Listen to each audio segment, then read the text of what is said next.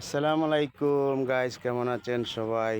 সবাইকে জানাচ্ছি অনেক অনেক শুভেচ্ছা, ভালোবাসা এবং ছাদের মাঝে কৃষি চাষ করার কিছু সৌন্দর্য।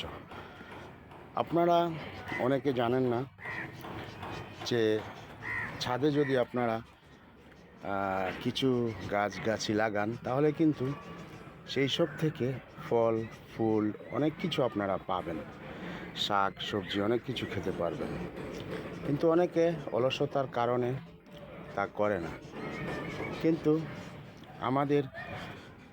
আমার ছাদের উপরে ইনশাল্লাহ সবসময়ই সব কিছু করা হয়, তাই সবসময়ই সব কিছু খেতে পারি ইনশাল্লাহ আপনাদের দোয়ায়।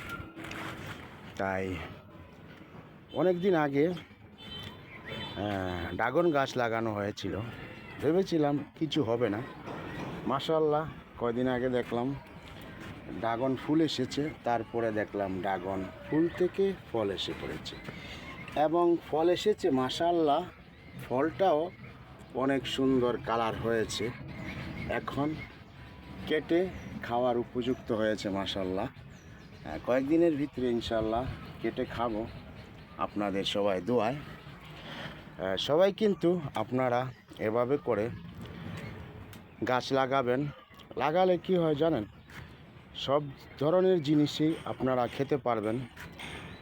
তাই আমি সবসময় সবাইকেই বলি যে গাছ লাগান, পরিবেশ বাঁচান। আপনার আশেপাশে যদি জায়গা থাকে সেখানে একটা গাছ রোপণ করে দেন, কদিন পরে দেখবেন সেটার থেকে ফল ফুল অনেক কিছু আপনারা খেতে পারবেন।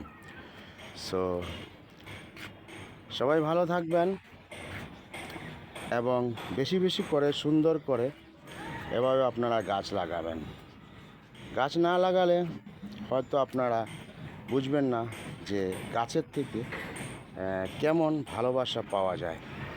এই যে দেখেন একটা বোম্বাই মরিচের গাছ, মাশাআল্লাহ অনেক বোম্বাই মরিচ আমরা খেয়েছি, এখনও দেখেন ধরে বোম্বাই মরিচ অনেক বড় বড় হয়ে গেছে, প্রচুর মরিচ এখনও চারোদিকে ভরা আছে।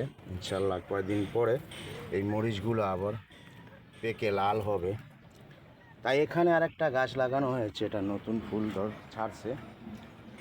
আর এখানে দেখেন আরেকটা মাশাআল্লাহ, এটাও সেই বোম্বাই মরিচের গাছ লাগানো হয়েছে, এটা তো নতুন ফুল এসেছে, ফল এসেছে, বোম্বাই মরিচও ধরেছে দেখেন। এভাবে যদি আপনারা বিভিন্ন কিছু লাগান তাহলে কিন্তু সব সময় খেতে পারবেন। আবার এখানে দেখেন ধান্য মরিচ, লম্বা লম্বা চুক্কা মরিচ গাছ লাগিয়েছিলাম, সেটার ভিতরে প্রচুর মরিচ হয়েছে ইনশাল্লাহ, অনেক খেয়েছি। যাই আপনারা এভাবে লাগাবেন তাহলে খেতে পারবেন। সো সবাইকে অনেক অনেক শুভেচ্ছা, ভালোবাসা। সবাই ভালো থাকবেন। আল্লাহ হাফেজ। আসসালামু আলাইকুম ওয়া রাহমাতুল্লাহি ওয়া বারাকাতুহু।